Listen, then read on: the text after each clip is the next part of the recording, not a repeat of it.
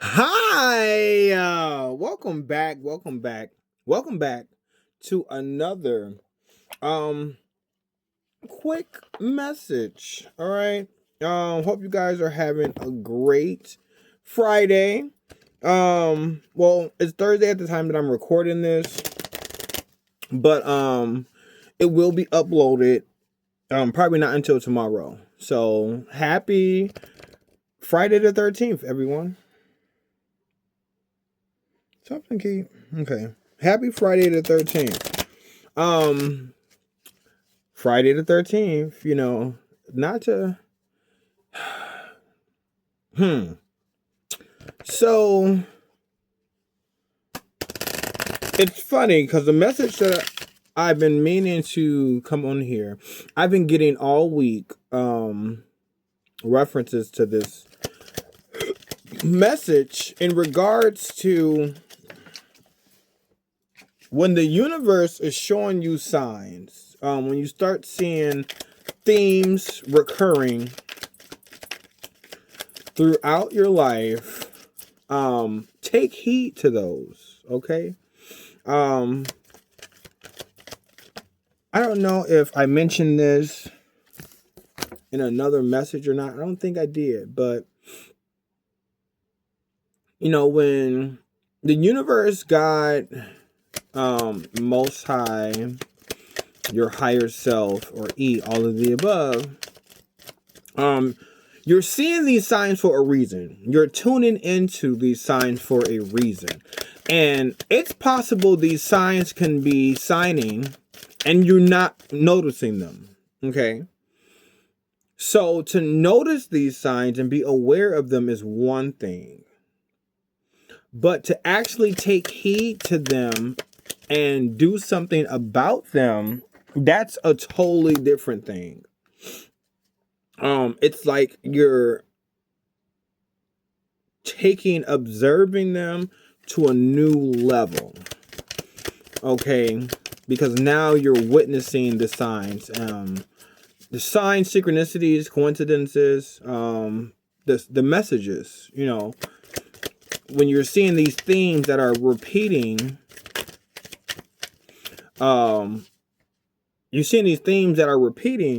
you want to not ignore them. Otherwise, you'll just continue to see them. But if you want to continue to grow, you take heed to these messages. I won't take those. I needed one card, but there's the one. Thank you. You didn't see that flip out. That was crazy work because it landed right where I needed it. But when you see these signs repeat themselves, you do something about them.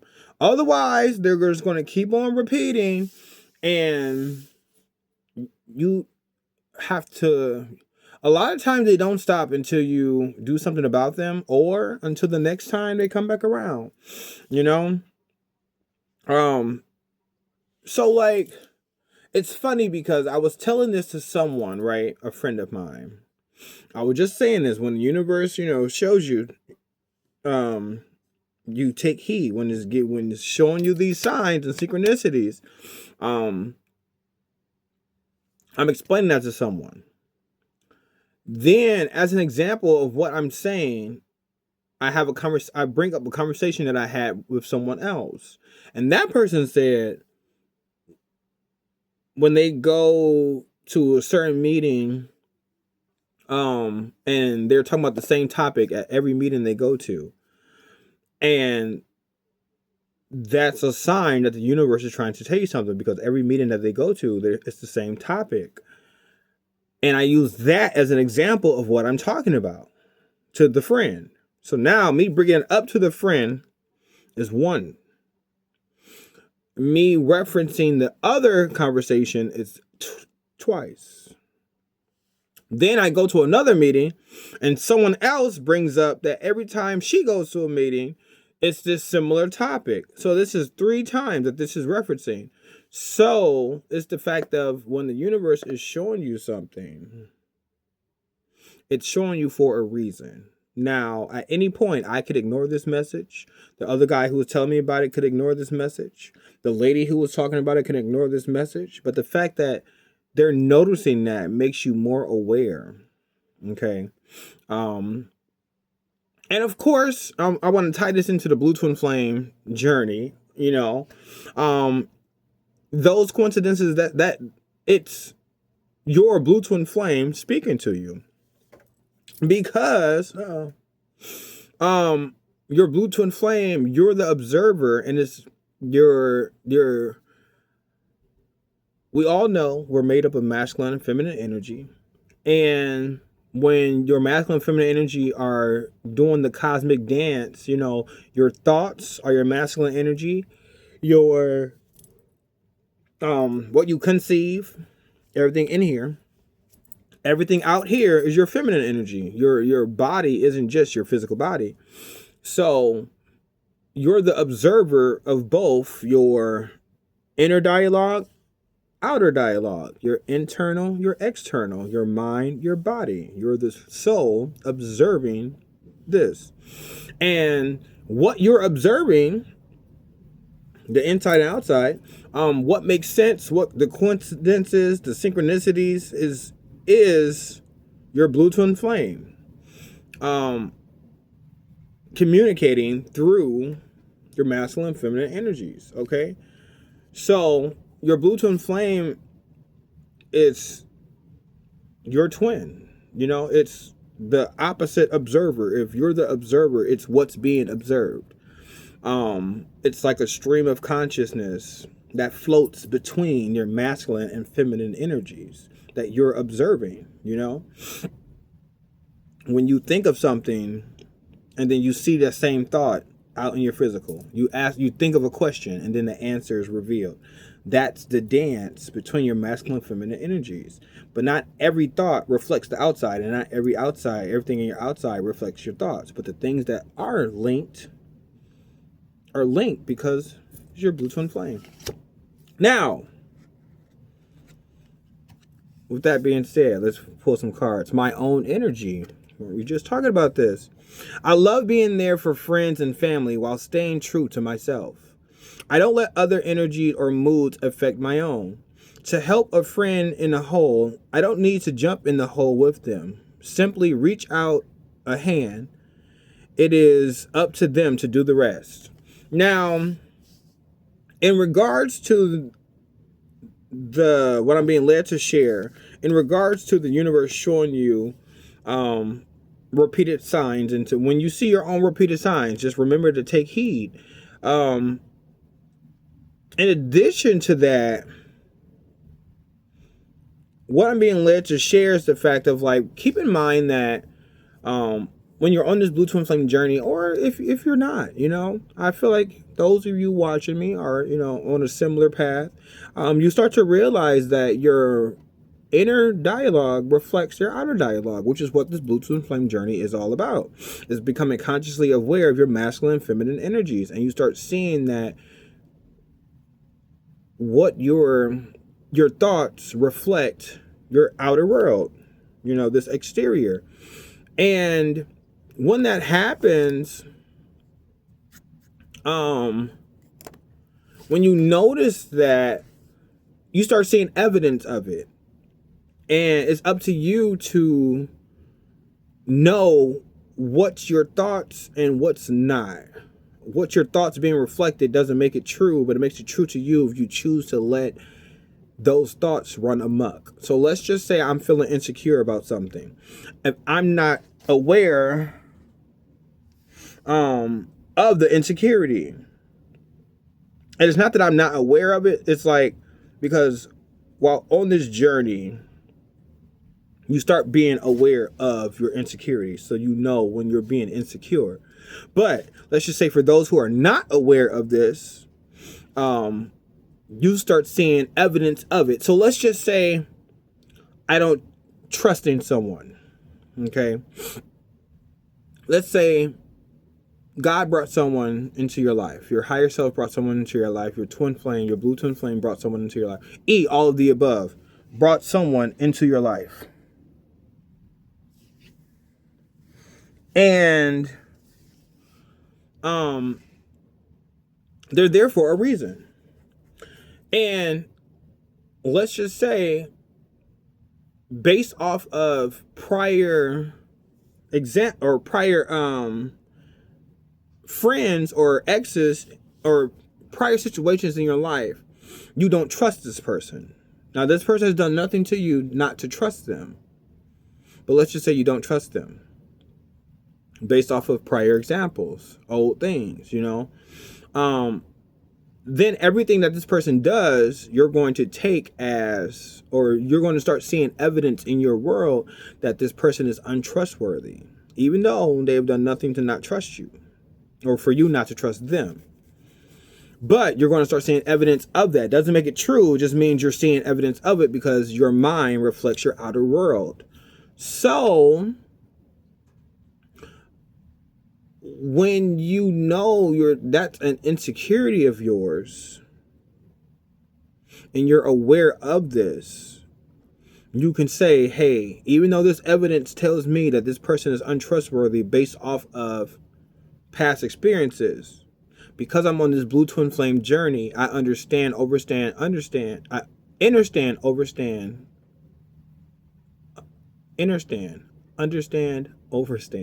And what I stand on is my knowing that my thoughts reflect this world. So if I'm thinking that this person is untrustworthy, I'm going to see evidence of this person being untrustworthy. Therefore, I can't trust what I see. Well, you don't trust what you see, but you trust what you know, because I know that it's only being reflected, or these thoughts are coming because of my insecurity of not trusting this person. And when you know this, you can trust this person because you know that your thoughts to not trust them isn't your thoughts. It's just an insecurity. It's the ego trying to protect you. But when you're on this journey, you can trust yourself more. Not the insecurities and not trusting, but trust the fact that when I'm seeing this, it's only my projections. Okay? And I'm bringing that up because it says, while staying true to myself. I love being there for friends and family while staying true to myself. And this is how you stay true to yourself, is by knowing yourself, trusting yourself, not trusting, whether this person is untrustworthy or not. It's the fact that I trust that I know myself that this is an insecurity of mine. Hiccup for confirmation. I'm trusting that this person, I'm trusting myself that I know that this is an insecurity of mine and something I can be working on, that the universe has shown me this. Okay. Yeah, that was a lot. Gratitude. I acknowledge all the little things I am grateful for. No matter what I have going on, I always have things to be thankful for. Whenever I feel upset, I can fill up a page with the things I appreciate. This begins to shift my mood and focus onto the things which bring me joy. And when you're fluttering or you find yourself reverting back to those old ways, gratitude is a great indicator to ground you. Like when I feel like, or when you feel like, or I can say when I feel like, this person I can't trust. I can't, I don't know if I can trust this person or trust this situation. But I have gratitude. Like, I'm grateful for this situation. Like, for the situations you feel you can't trust, what are you grateful for about that situation? What can that situation do for you? What has that situation done for you? Use gratitude as an anchor to ground you or bring you back to, or get you out of that mindset of not trusting someone. And the trust thing is just an example, even though it's resonating with me quite a bit. But, whenever your ego is running amok, always feel more than welcome to use gratitude as an anchor, to bring you back. Snap back to reality with gratitude. Okay.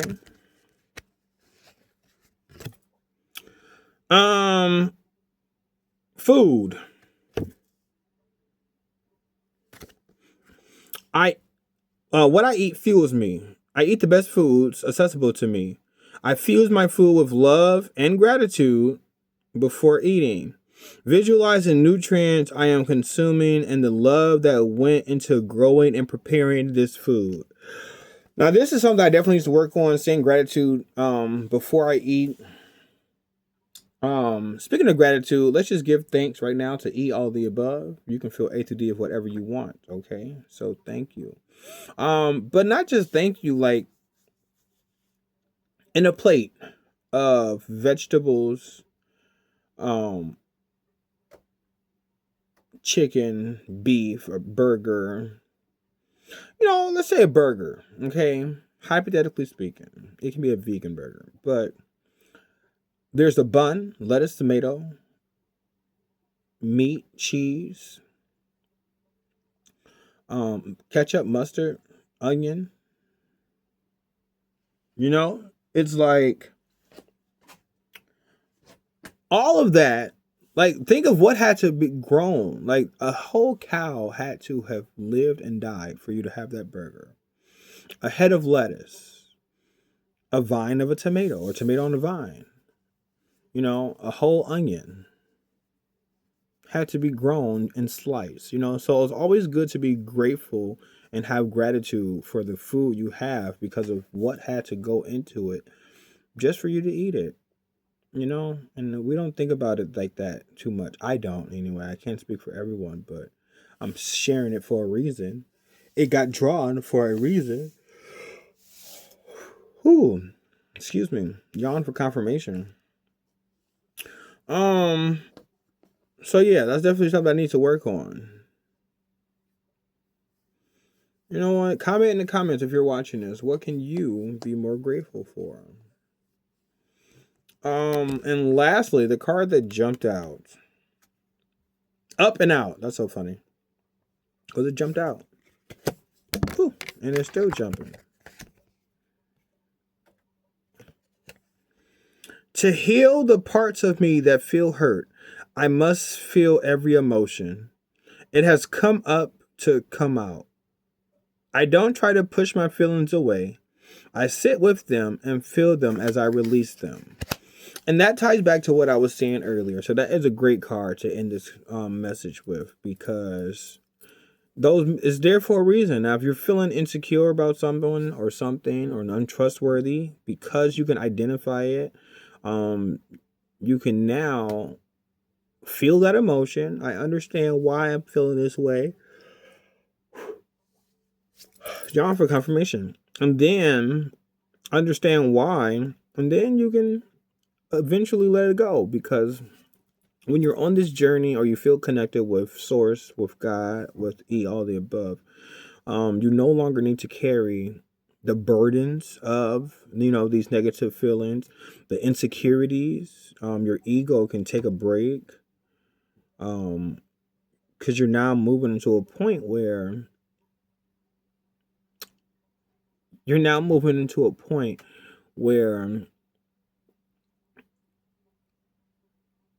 those things that hurt you, you realize you got through in order to get to where you're at. And you no longer need to hold on to them anymore. You can heal those parts, and that's how you start healing those parts. And that's when you can trust, yourself more, because if you're not looking at life through that lens, you're not looking from a hurt lens. You're not looking from a place that needs healed or healing. You're now looking from a healed place. And when you're looking at situations from a healed place, it's not the same. It's not the same from a hurt place. Trust me. Therefore, you can let a lot of things go because you realize that it's just your projections of it. You have all the evidence in the world, but that doesn't make it true. Man. All right, you guys. At this time, let's take a moment to breathe. All day long, we breathe unconsciously for ourselves. So let's just take a moment to breathe for someone else, whether they are aware of it or not, whether they're here or not, whether you're friends with them or not. So then I'm going to get out of here. Woo. All right, on the count of three, we're going to inhale. 1, 2, 3. Inhale. Hold. And exhale. All right, you guys. I got this message out. I will talk to you guys later. Enjoy Friday the 13th. All right. Feel free to like, comment, and subscribe. Tell me your fondest Friday the 13th memory. You know, what does Friday the 13th mean to you? This theme. Fun fact, so like certain places usually do Friday the 13th tattoos where the tattoos are $13 and the tip is $7, so you pay $20 flat for like a little rinky-dink tattoo. I've gotten a couple. I won't share what they are, but yeah. That part, you know, that's funny. That's funny. All right. I love you. I love me. I love us. I love we. And I will talk to you guys in another video. Bye.